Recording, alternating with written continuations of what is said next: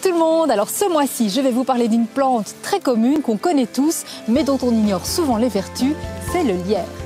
Pourquoi vous parler du lierre maintenant? Eh bien, l'automne est sa saison. En fait, c'est une plante qui fleurit au moment où la plupart des végétaux fanent. Elle porte en fait des petites fleurs jaunes verdâtres qui poussent en ombelle, c'est assez joli. Et en fait, ce n'est pas par hasard si elle fleurit maintenant, c'est parce qu'elle offre le pollen et le nectar à tous les pollinisateurs encore en quête de nourriture ici en fin de saison, comme certaines mouches, certaines abeilles par exemple. Alors ce lierre, eh bien, il a un feuillage persistant, il est vert toute l'année, ce qui permet à beaucoup d'espèces, d'oiseaux, de petits mammifères, d'insectes de s'y abriter pendant toute la période hivernale. Le papillon, le petit citron jaune par exemple, s'y abrite durant tout le grand froid. Alors en fait ce petit lierre, il donne aussi des fruits assez tardivement. Donc en fait tout son cycle est décalé par rapport à d'autres végétaux. C'est-à-dire qu'à la fin de l'hiver, ce sont ces petites baies qui vont pointer pour le plus grand bonheur de tous les oiseaux amateurs de petits fruits comme le rouge-gorge, le merle, la grive, mais aussi des petits mammifères comme le laireau qui viendront trouver cette nourriture en fin de saison. Alors le lierre, on le traite souvent de parasite parce qu'il pousse sur les arbres, on a l'impression qu'il se nourrit de leur sève, mais en fait il n'en est rien.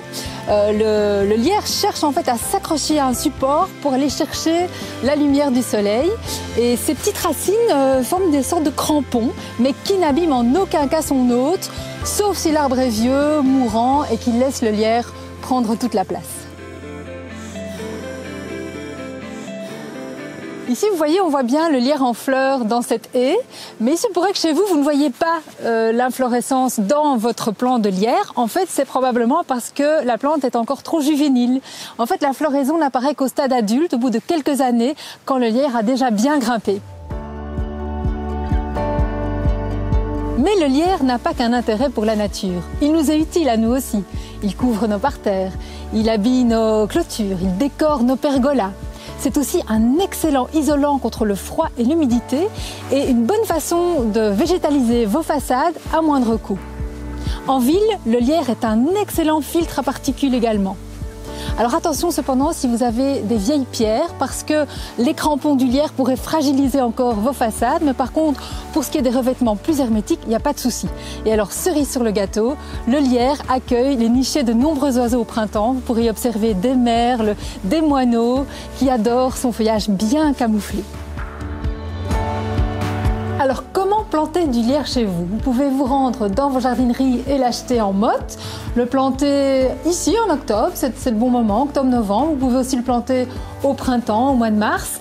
L'idée c'est de creuser un trou une fois plus grand que la motte en question, bien arrosé.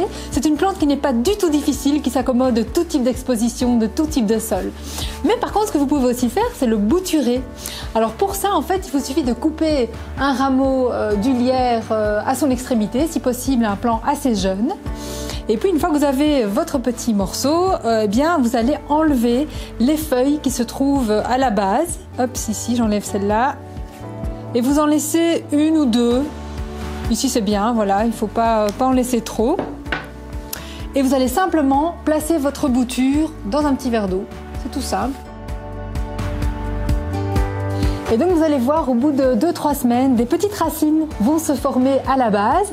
Ce sera le moment de transplanter vos petites boutures dans un petit pot avec du terreau, du compost. Et vous attendrez encore un petit moment et puis vous allez pouvoir replanter, repiquer ces jeunes plants au jardin.